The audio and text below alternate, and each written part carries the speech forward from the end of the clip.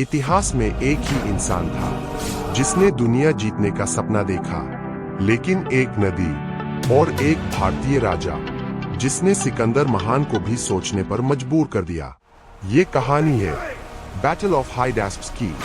साल था 326 ईसा पूर्व। सिकंदर, जो फारस को रौंदता हुआ भारत तक पहुंच चुका था, सामने थी झेलम नदी, और नदी के उस पार खड़ा था एक राजा पोरस।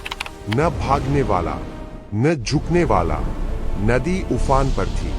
पोरस को भरोसा था, यह नदी सिकंदर को रोक लेगी। लेकिन सिकंदर सिर्फ योद्धा नहीं था, वो मास्टर स्ट्रेटेजिस्ट था। एक अंधेरी, तूफानी रात, सिकंदर ने सेना का एक हिस्सा चुपचाप नदी पार करा दिया।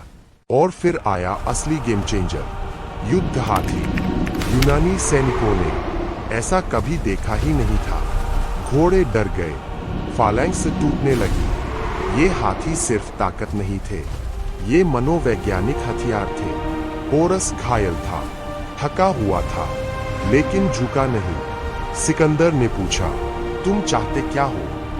पोरस बोला, राजाओं की तरह व्यवहार। सिकंदर जीत गया, लेकिन उसने पोरस को हराया नहीं। उसने उसका राज्य लौटा दिया, उसे मित्र बनाया। क्योंकि कुछ युद्ध तलवार से जीते जाते हैं और कुछ किरदार से। ये सिकंदर का आखिरी बड़ा युद्ध था। इसके आगे उसकी सेना ने मना कर दिया। भारत ने उसे बताया, यहाँ जीत आसान नहीं होती। अगर आपको लगता है भारत का इतिहास अनरेटेड है,